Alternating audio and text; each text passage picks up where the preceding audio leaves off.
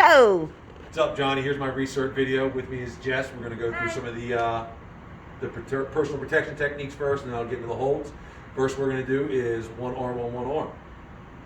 Other arm. Your other arm. Oh. That one. Grab it. Grab my wrist.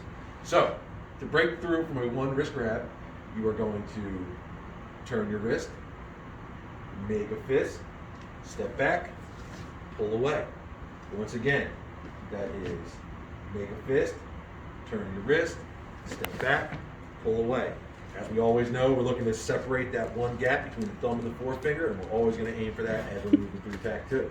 Second one is going to be two hands on one arm. Jess, if you will, grab with both of your hands. So for this one, it's a little bit different. Same kind of process. We're actually going to make a fist. We're going to reach in and grab our fist. Now the key to this one is taking a step forward and bending your elbow to break that wrist right there, and then snapping back and pulling away. Once again, the key is to get in there and bend in there and getting close so that you break that grip. You can step back and you can get away. Next one, we're going to go through one of the choke techniques. Jess, if you don't mind, go ahead and choke me. So, oh man, you're really choking me. So, first thing we do, we get the hands nice and straight up in the air. We get our chin down, we lock in those hands, and we take a step back, and then we simply turn away. Again, we want to make sure our chin is down, make sure we're keeping our airway nice and open. We're going to make sure that we pinch those hands up here in our shoulder. We're going to step back, and we're going to twirl away to break the grip. The next one is the one that I affectionately like to call the oops, I dropped the quarter technique. Jess is going to put me in a headlock while I still mistakenly bend down and drop the quarter that I dropped. So, ooh, look. No, you got to face that way. You got to be like so from now on. This one? Yeah. Hi, doggy. And this is our friend, the doggy, who's helping us out. So, ooh, I dropped the quarter. Look, see, there it goes. So, first move, I want to turn my chin in. I don't want to turn it to the elbow and get myself locked right in there. I want to turn my chin in, tuck my chin. I'm going to come on up, get the wrist, get the elbow, push up, and step away. Once again, making sure that my chin is turned in and I'm not creating any obstruction for my airway. The next ones we'll go through, we're going to go into holds. We're going to do a standard double armbar. I will go into a cradle hold, and then I will demonstrate on air how I would gently slide down the wall to place a student in a seated restraint with leg assist. So, the first one, I'm going to take a step behind Jess here. She's a student who's acting out of control. We're trying to get her to calm down. I'm going to simply come up. I'm going to bump her to get those arms to come out. So when I give her the bump, the arms are going to come out. Boom. I'm going to go over the top, swoop in, making sure that my arms are above her elbows. And I have one of three grips. My grips are the butterfly for students who are too big. We can interlock, or we can just cross and lay on flat on the back. Depending on the size of the student, again, it depends on the hold we're going to use and how we're going to link our hands. For this hold, we only want to do this on students who are above the age of 15, way more than 150 pounds, and are over 5'6".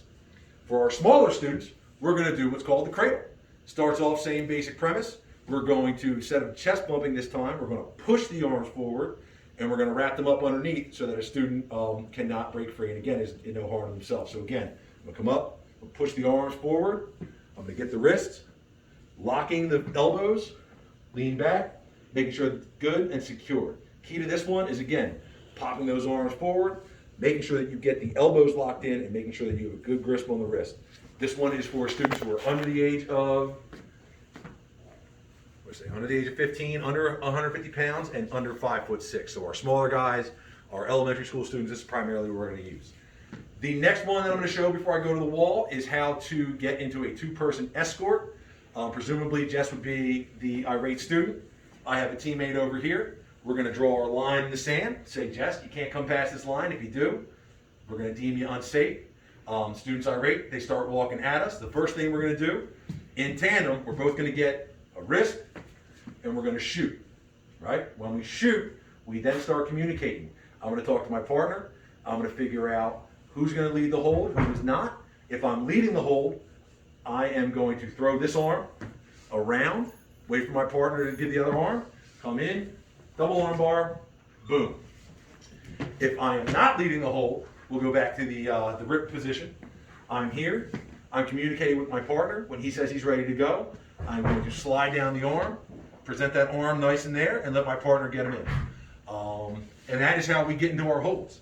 The last one here is going to be me sliding down the wall. So I have already escorted the student. I have gotten the student in the hold. Just imagine me in a nice little double arm bar here. The student's in front of me. I'm going to get walked back to a nice spot on the wall. Why do we want a nice spot? Because we don't want our students banging our heads. We don't want them banging any kind of equipment in the building. And we just don't generally want them hurting themselves. So once I'm here, the student is in front of me. I'm going to get a good base. I'm going to communicate with my partner. Generally, I'm going to go on the count of 3. I'm going to say, hey, we're going to the floor on 3. I need you to sweep the legs. So the countdown is 1, 2, 3. I gently slide down, get my legs out. My partner would have already swept the legs. And now we're in a seated 2-person hold with a wall assist. What that leg sweep looks like, as I'm talking to my partner, and I'm not facing the student because I don't want to get spit in my face, I'm patiently waiting for the legs. I'm going to scoop the legs with my front arm. I'm going to get underneath of the ankles, and I'm going to get to the ground, get my hip and my weight on those above the knee or below the knee and above the ankle, just to make sure that student's legs are not moving and they can't kick us out. That, in a nutshell, is how you institute TAC 2 for some of our more aggressive students. Hope this gets me cleared and certified. Sorry for being late, Johnny.